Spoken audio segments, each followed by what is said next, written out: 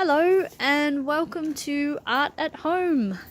Some simple experiments with household materials. So today we're going to have a play with stencil and spray. So I've got an old pot lid. I've got, this is just a hairdresser's spray bottle filled with food dye and water. I also have some artist pigmented ink, which you might not have around the home, but you could use watered down paint or food dye again, a mangy old toothbrush, and an old peanut butter lid with the pigment in there. So first of all, I just want to show you how you can make a simple spray stencil. I'm just getting a nice even wash of blue. And you can come at it from a couple of different angles because you can see there's a bit of a hover line there because the spray direction. So come at it from another direction. And then we take off our pot lid. Ta-da!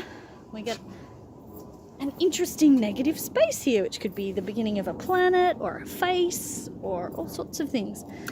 Some sticks. I'm just going to pop them there. So let's try our toothbrush and artist ink. So I'm just going to get a nice big blob on the brush, and then I'm actually going to scrape it off the side of the lid. So, whoa, a bit more of a vibrant colour, this orange. Ooh, I like it when it mixes together with the blue. I'm going to get a bit more and spray, spray, spray. So you've got sort of finer blobs and getting fatter the further out it is. So definitely experiment, definitely one to do outside with an apron on. But gee, it's fun. And so once I take those off, I've got this nice clean, almost like chopsticks or I don't know, all sorts of things. So that's obviously, if you start off lighter, you could let that dry, you know, for a day and come back to it with more vibrant colors and work it up. Keep working it up. Remember, the thicker your paper is, the more experiments you can do on it without it starting to buckle or bend or break. So I'm going to pop that one aside. And I found an old canvas because once you start with stencils, you just can't stop.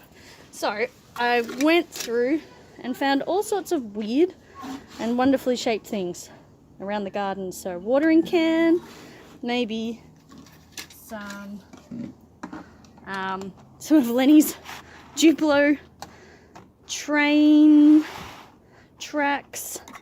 I found some more of those. I found a shuttlecock. Anything that you can wash afterwards is kind of nice. Pegs. So look, you could arrange this into a composition. Maybe the pegs are people waiting at the station. Maybe this is the station window. Let's just see what happens when we put it all together and spray. So it's raining, it's pouring.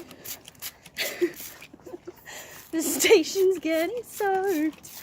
All right, now I'm already seeing the paint is having a bit of a resist effect. It's different to the paper, which is more absorbent. So this may or may not work. It might be one of those things that you just got to leave to dry for a while and see. But let's take off. No, see, that didn't really work. It was not flat against the paper, so the water's gotten in underneath. It's an experiment. That didn't really work either. I wonder if I flipped it over, if that would work. Let's see. Better. I think the canvas is less absorbent, so we're getting a bit of a different effect. Oh, the train tracks worked. It really is an experiment. Bit more abstract, that piece. But yeah, bit of fun with spray. The more you play, the different materials, the more fun you'll have. Enjoy!